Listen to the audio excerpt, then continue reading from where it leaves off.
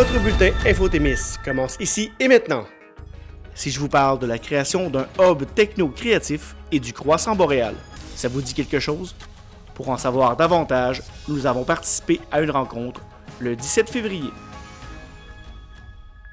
Bien, là, on est en train de faire la 5e rencontre en Abitibi-Témiscamingue, des rencontres de co-création pour la mise sur pied d'un hub techno-créatif.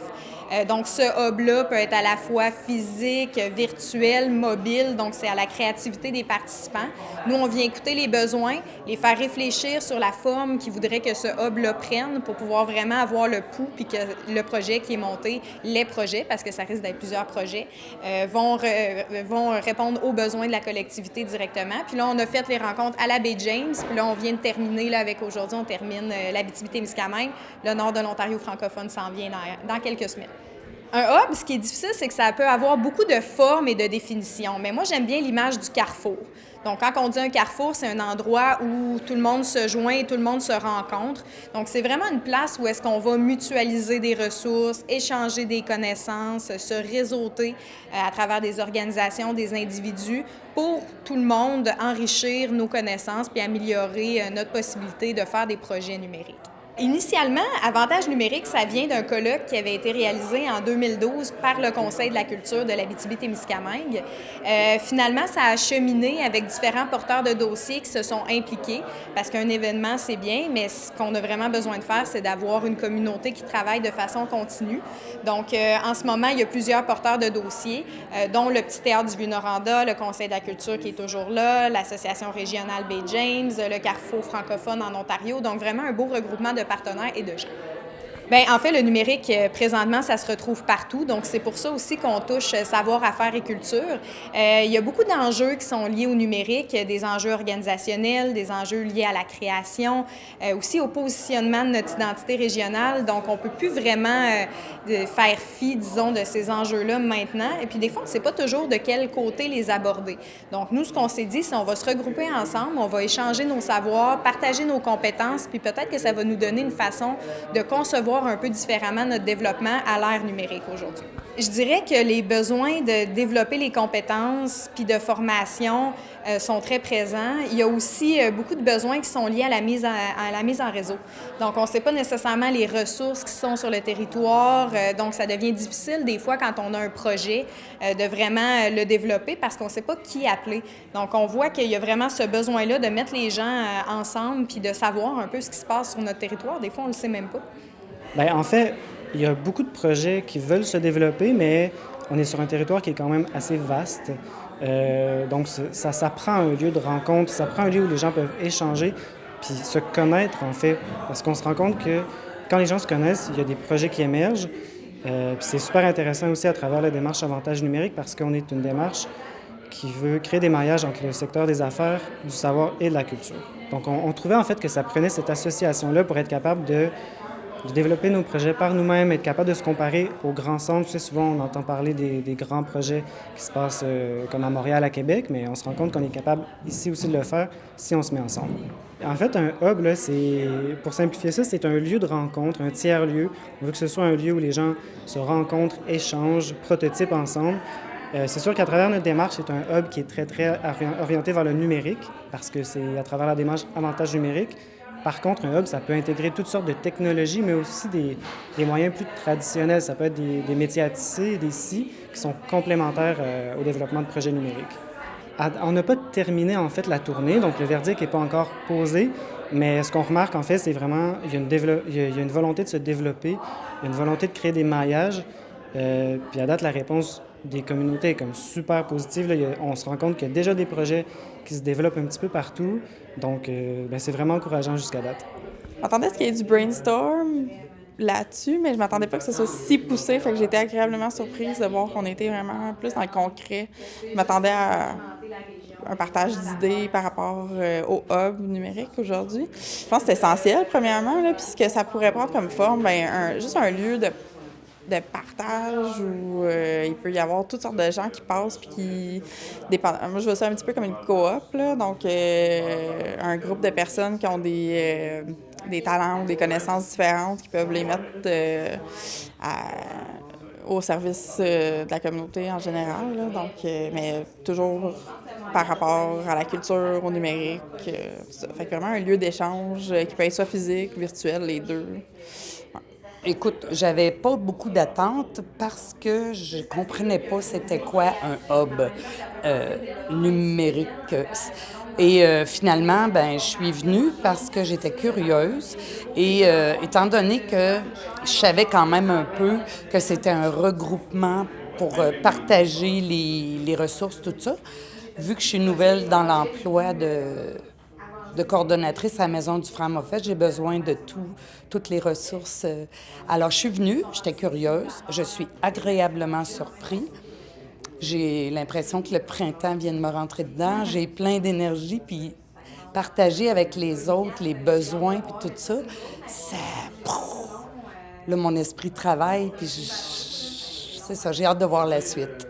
Le 20 février dernier, la ville de Ville-Marie donnait sa première soirée reconnaissance afin de reconnaître l'implication citoyenne. Des personnes s'impliquant bénévolement depuis de nombreuses années ont donc vu leur implication être soulignée à cette occasion. Ce soir, on célèbre le fait qu'on a des citoyens qui s'impliquent dans la ville et on va remettre aussi le prix qu'on avait invité les gens à soumettre des candidatures de gens qui se démarquaient dans la population de Ville-Marie. Fait qu'on va reconnaître quelqu'un ce soir de la communauté qui va recevoir le prix Implication citoyenne 2020. Donc, elle est ici ce soir, mais elle ne sait pas qu'elle gagne parce qu'elle s'impliquait déjà avec la ville. Donc, c'est un heureux hasard que le comité de sélection a décidé de prendre cette personne-là, mais on nommera pas qui, hein? C'est un secret. Donc, c'est ça. Et évidemment, on va reconnaître nos bénévoles de la bibliothèque. On en a 14 à honorer ce soir, donc qui cumulent 5 à 40 ans d'implication à la bibliothèque. Donc, il y en a une même qui est là depuis la fondation de la bibliothèque. Je suis très heureuse que la Ville ait reconnu les années de bénévolat que j'ai pu donner. Je l'ai fait avec plaisir. C'est un travail que j'aimais beaucoup. Alors, je l'ai donné avec toute la générosité qu'on peut attendre. Parce que c'est un besoin dans la population, la bibliothèque, puis si on voulait que ça fonctionne, bien, il fallait qu'il y ait des bénévoles qui s'impliquent. Alors, je me suis impliquée comme beaucoup d'autres et je félicite toutes les autres qui se sont impliquées aussi. En parallèle de la soirée reconnaissance qu'on donne pour nos bénévoles de la Ville, on est très conscient à la Ville que ce n'est pas que la Ville qui fait le dynamisme d'une municipalité, hein? C'est les gens qui s'impliquent dans les divers associations, clubs et tout ça. Donc, on a dit pourquoi qu'on ne demanderait pas à la population de nous dire leur héros, dans le fond, qui pense qu'ils devraient recevoir le prix Implication citoyenne 2020. On est content de vous dire qu'on a reçu 7 candidatures assez de calibre. Donc, on s'est réunis, le jury, et il y a un nom qui est ressorti.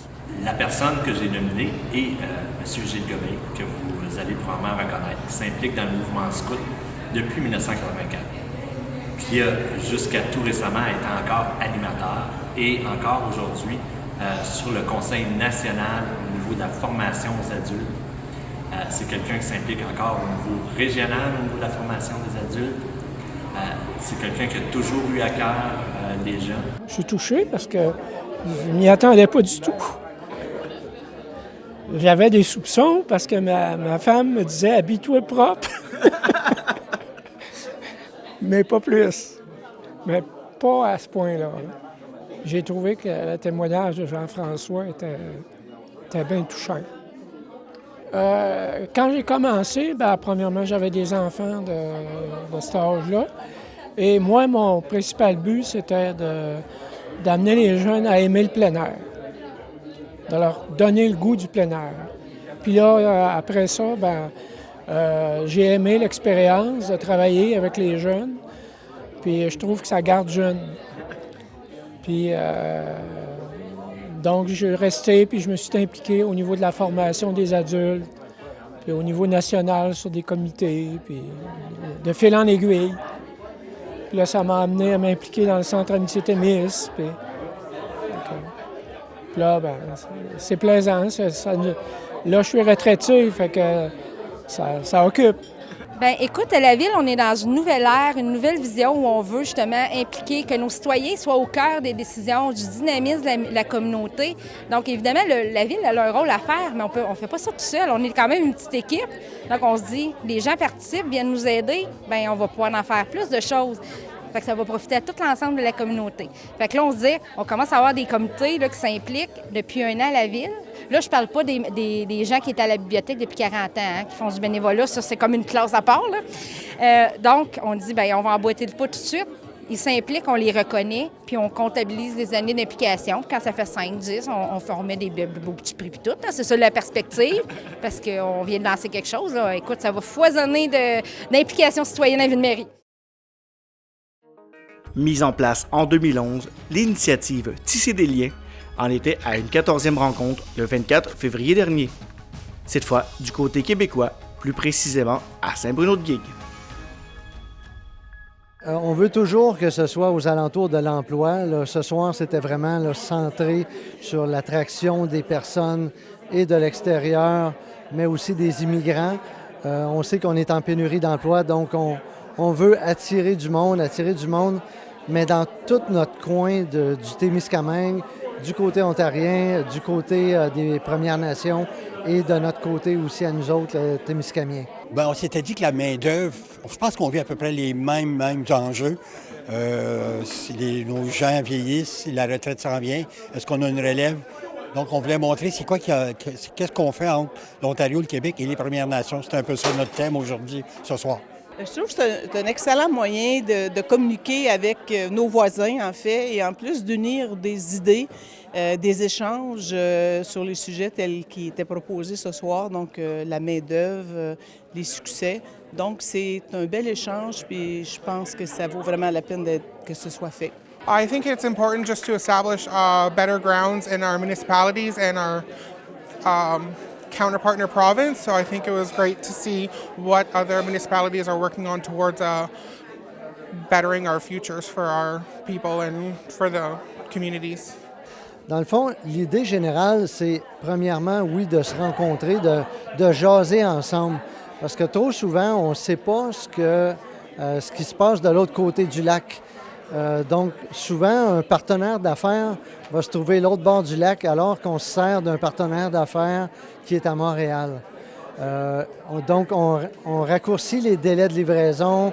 Il peut arriver plein de choses, plein d'avantages que si on vient à bout de se parler, on va venir à bout de trouver une solution et souvent la porte à côté. I think it's important to work together just for a better understanding of where the First Nations are coming from and also with our Western communities and where they're coming from. So it just gives us a better understanding on where we want to go and how we want to improve our employment and our nature of how we want to interact with each other. So I think this is what the main event was about, just to build those ties and those connections. Le réseautage, très important. Puis c'est en travaillant ensemble qu'on va réussir à faire un beau chez nous puis accueillir les gens, de vouloir venir vivre ici. Je pense que collectivement, de s'allier à d'autres pour mettre des idées en place, des façons de faire chez nos voisins et de mettre ça en commun, bien, ça ne peut qu'être bénéfique là, pour tout le territoire.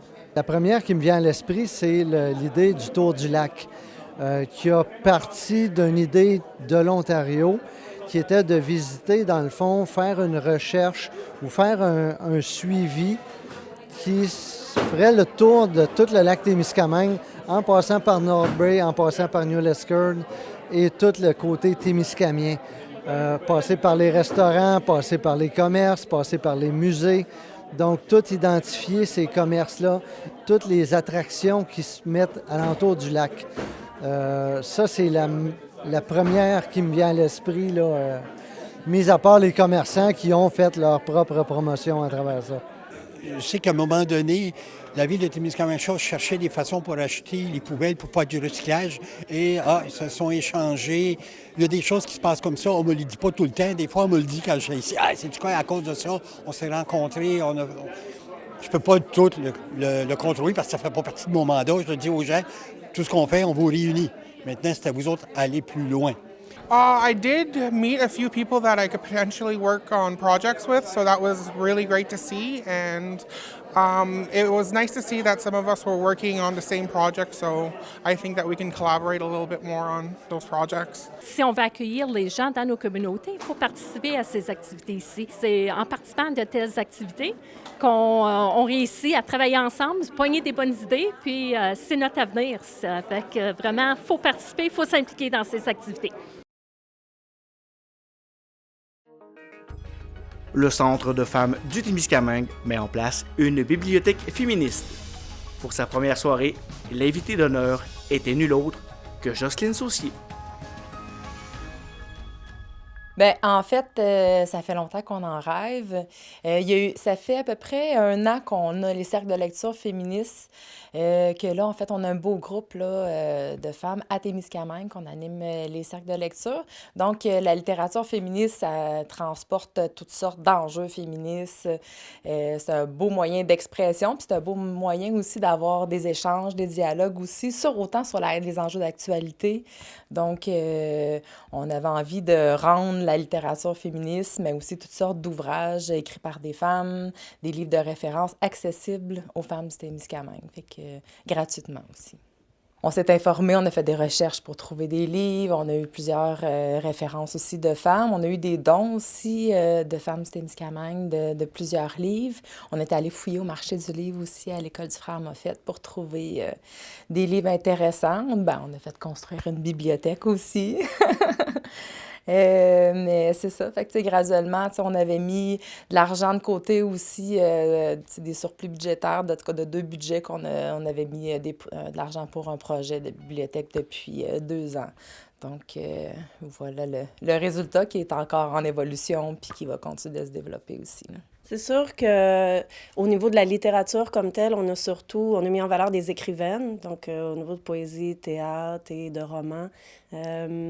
Sinon, dans les manuels de référence, on a vraiment plusieurs sujets, là. Ça touche autant la politique que l'histoire. On a des portraits de femmes aussi inspirantes. On a des livres qui touchent la puberté, la violence, la parentalité. On a aussi des super albums jeunesse et romans jeunesse. Qui déconstruisent les stéréotypes et qui amènent chez les jeunes un esprit critique. Puis on a un coin aussi jeunesse, là, une salle de jeu pour que les enfants puissent venir prendre un livre, s'asseoir, puis laisser leur maman feuilleter la bibliothèque. On avait envie, en fait, de mettre la parole des femmes en valeur, mais la parole des femmes aussi de partout à travers le monde. Fait que, on n'a pas la prétention d'être allé partout, mais on a beaucoup d'écrivaines québécoises, mais on a des écrivaines aussi qui viennent d'Asie, d'Afrique, des Afro-Américaines, je sais pas, d'Algérie, de Syrie. On est allé vraiment, on avait envie, c'est ça, d'apporter là, un reflet aussi de qu'est-ce que le droit des femmes aussi à travers le monde. Puis c'est ça, aller recueillir la parole des femmes un peu partout. Et on a fait la demande à Jocelyne Saucier, voir s'il était intéressée à venir. Elle a accepté, même si elle a dit qu'elle n'avait jamais rien inauguré, puis ça ne faisait pas partie de ce qu'elle faisait normalement, mais elle a accepté généreusement notre invitation. On trouvait ça important d'avoir une écrivaine de la région. Puis Jocelyne, en fait, c'est une femme qui met beaucoup les femmes en valeur, je trouve, dans ses romans, elle a des beaux personnages féminins, puis elle met aussi en valeur beaucoup la région. Donc, elle a accepté généreusement de venir parler de son parcours d'écrivaine, puis elle a vraiment généreusement confié plein de choses aux femmes. C'était vraiment un beau moment, là. Il y a eu beaucoup de bruit autour de l'événement, donc ça a été très intéressant. Les gens en ont parlé. Puis c'est ça, les femmes qui étaient présentes, je pense qu'ils ont beaucoup apprécié, et en particulier là, la présence de Mme Jocelyne Saucier, justement du fait qu'elle nous a partagé peut-être plein de petits secrets qu'on savait pas, qu'on sait pas quand on lit ses romans, donc c'était très intéressant. Il pleuvait les oiseaux, le titre. Le titre, c'est... bon. Et c'est évidemment, bon, pour Il pleuvait les oiseaux, c'est sûr que j'ai fait une recherche sur les grands feux. Et puis, je suis allée rencontrer non pas des survivants des grands feux, parce qu'ils sont tous morts, mais des enfants de survivants du grand feu qui eux-mêmes sont très âgés. Et à Matheson, j'ai rencontré une dame de 82 ans, et puis qui me racontait que son père lui avait raconté à elle au sujet des grands feux. que les oiseaux, à cause de la chaleur intense et du manque d'oxygène, parce que les feux s'alimentent d'oxygène, donc que les oiseaux mouraient en plein vol. Donc, elle a dit « They were falling like flies ». Alors moi et mon ami, quand on est retourné, on avait 2 heures de route pour retourner à la maison. C'est lui qui conduisait, puis on ne disait pas un mot. Puis là, il a simplement dit « Mais quelle phrase, hein? » On savait de quoi il parlait. Donc, « They were falling like flies », ils tombaient comme des mouches. Ensuite, ça fait des tours dans mon esprit. Ils tombaient comme des mouches, ils tombaient comme la pluie, il pleuvait des oiseaux. C'est comme ça qu'est m'est venu le titre. Donc, et puis, peut-être 1 an après, après la publication du roman, je suis retournée voir la vieille dame pour la remercier, parce que c'est pas exactement ça qu'elle me dit, mais c'est un cadeau qu'elle me fait quasiment. Et elle m'a dit, j'aimerais tellement ça me souvenir que je vous ai rencontré. Mon Dieu, ça fit avec le oui. C'est incroyable. Ouais. Ben, je trouve ça fabuleux. Une bibliothèque féministe pour les femmes, mettre à la disposition des livres gratuitement qui ont un thème. Dans le fond, on a vu, là, on a fait le tour, ça touche un peu toutes sortes de sujets, que ce soit politique, de la poésie ou tout ça. Là, on dit des livres pour les femmes, mais dans le fond, c'est pour tout le monde. Mais d'avoir l'idée de créer un centre de documentation comme ça pour les femmes, ça va favoriser en même temps la rencontre. Puis, il n'y a rien de mieux qu'après ça, une discussion sur un livre qu'on a lu, là, puis ça va peut-être faire boule de neige pour faire des rencontres aussi, là, des genres de cercles de lecture, là. Ça peut faire boule de neige, puis je trouve que c'est une belle idée. Bien, c'est ça, c'est qu'il y a un choix assez, un bon choix, que ce soit si on est intéressé par des livres à caractère politique, par exemple, sur soit des combats de femmes ou bien la vision philosophique des femmes par rapport à des droits ou tout ça. Il y a aussi des romans. Il y a des auteurs régionaux, des auteurs d'un peu partout aussi. Des romans récents, là, c'est pas des vieux livres là, qui traînent dans le fond d'une cave. Là. On a quand même une panoplie de livres récents, modernes, tout ça. Il y a des livres pour enfants, il y a des livres aussi qui sont illustrés. Il y a des livres sur la poésie. Ça, c'est intéressant. J'ai vu un livre de Natacha Fontaine. Je pense que il y a autant de catégories. C'est certain on débute, mais il y a des livres aussi sur, par exemple, pour les parents, les familles, comment éduquer nos enfants en ayant le moins de préjugés possible ou au niveau genré les choses. Fait que je pense que ça donne des trucs. J'espère que les femmes du Témiscamingue vont être invitées à venir voir cette bibliothèque-là et puis de venir continuer à la faire vivre. Là. Alpha Témis organisait la toute première édition du Salon des métiers le 28 février dernier à la Verlochère.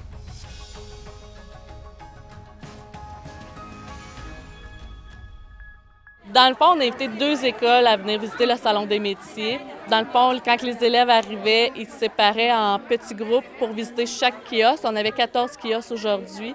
L'objectif, c'est de montrer aux élèves, dans le fond, qu'il y a plusieurs métiers différents qui sont très intéressants au Témiscamingue et aussi d'apporter la persévérance scolaire. C'est notre premier mandat chez Alpha Témis. L'idée est là, dans le fond, depuis un certain temps, par exemple. Ce qu'on trouve, c'est que oui, il y a des salons, on montre les métiers aux enfants, mais plus au niveau du secondaire. Primaire, on le fait un peu moins. Pourtant, on a quand même des programmes au niveau des écoles pour ça. Et là, ce qu'on voulait, c'est vraiment renforcer ça. Donc, on a été chercher des ressources du Témiscamingue, des emplois d'ici, qu'on sait qu'éventuellement, ils vont recruter, puis qu'on pense que les enfants pourraient aimer. Fait que de là est venue l'idée, est-ce qu'on pourrait juste créer une étincelle pour les enfants du primaire pour qu'ils voient qu'il y a des possibilités en région d'emploi, puis que oui, OK, il y a les emplois que notre famille, tu sais, nos parents ont, tout ça. Puis des fois, on est un peu tenté de juste voir ces opportunités-là, mais il y en a tellement d'autres. Puis aujourd'hui, les enfants, ce qu'ils voient, c'est qu'il y a différents métiers, différents parcours scolaires, donc un métier pour tous. Ce matin, j'ai informé mes élèves qu'on allait à un salon des métiers. Je les ai préparés en leur demandant de penser à des questions qu'ils pourraient poser à différentes personnes. Puis, rendu ici, bien là, on leur a dit qu'ils étaient obligés de faire le tour des kiosques, mais on a vite vu qu'ils sont motivés à aller voir les personnes parce que les kiosques sont très intéressants. Ils ont beaucoup de matériel, puis ils s'adressent aux jeunes avec un beau sourire. Bien, quand Rachel elle a appelé et elle nous a expliqué le projet, c'est une première année qu'ils font ça pour les jeunes du primaire. Non, tout de suite, j'ai dit oui, j'ai même pas hésité parce que je trouve que c'est intéressant de commencer déjà au primaire, 3e à 6e année. Pour la persévérance scolaire, je trouve que ça peut donner des bons outils, même s'ils ne sont pas prêts. On sait qu'on peut changer de métier 50 fois avant de finir, là, puis de choisir son vrai métier, mais non, je trouve ça vraiment intéressant. Puis les gens ont des belles tables, des belles affaires, là, hein? C'est très beau. Les enfants sont très spontanés. Ça faisait longtemps que je n'avais pas côtoyé des jeunes, puis je les trouve intéressants. Certains savent tout de suite qu'est-ce qu'ils veulent faire, puis d'autres sont tellement pas rendus là, mais sont spontanés, sont intéressants. C'est vraiment une belle énergie ici, puis on va revenir l'année prochaine. Bien, je pense qu'au Témiscamingue, c'est important la relève agricole. On est un des secteurs primordiaux au Témis, parce qu'on sait qu'il n'y a quand même pas beaucoup de... Mais puis il y a beaucoup de monde qui vivent de l'agriculture au Témis. Fait que c'est important d'en faire une promotion. Puis c'est pas nécessairement de la relève, ça peut être de la relève non apparentée. Puis c'est de savoir qu'est-ce qui est de l'agriculture. Puis je pense qu'aujourd'hui, bien, les jeunes qui ont posé des questions, ils vont partir plus éclairés. Ça ne veut pas dire qu'on fait tous des producteurs avec ça, absolument pas. Mais je pense qu'ils vont sortir avec un esprit plus éclairé.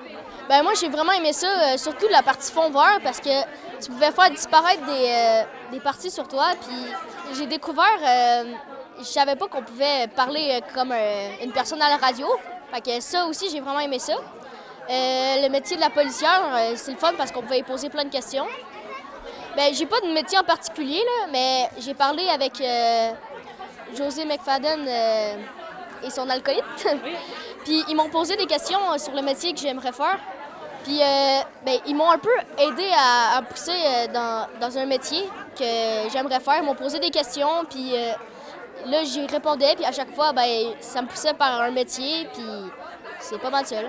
J'ai vraiment aimé ça. Sérieusement, là, ici, là, c'était vraiment ce que j'ai aimé le plus. Puis partout, chaque station, j'ai vraiment aimé ça. Parce qu'il apportait quelque chose qui nous donnait envie de rester là. Puis après, quand tu partais, ben, tu découvrais une nouvelle affaire. C'était encore plus le fun à chaque fois. J'ai vraiment aimé ça. C'était le fun parce que j'ai appris plusieurs nouveaux métiers. Ben, pas plusieurs nouveaux métiers, mais plusieurs choses nouvelles. Mais c'est surtout l'activité du fond vert. J'ai aimé ça parce que j'ai trouvé ça vraiment le fun. Parce que c'est la première fois que j'en voyais. Ah, ça, c'était vraiment le fun. Les enfants, ils disent qu'une heure, c'est pas assez pour visiter le Salon des métiers. Les parents sont tous enthousiastes. C'est vraiment le fun de voir leur réaction. Les professeurs aussi manquent de temps. Il aurait pris plus longtemps. C'était vraiment le fun. Ben, moi, je suis très satisfaite de notre journée pour notre première édition du Salon des métiers. Et j'aimerais beaucoup en refaire une autre. On est vraiment contents. C'est une belle expérience. Ce qu'on voit, c'est que les enfants aimeraient rester plus longtemps. Autant les ressources, on a plein de choses à dire. Donc, on va peut-être faire une deuxième édition. C'est à voir selon justement le financement, le temps et les élèves aussi. Là, on attend d'avoir plus de commentaires.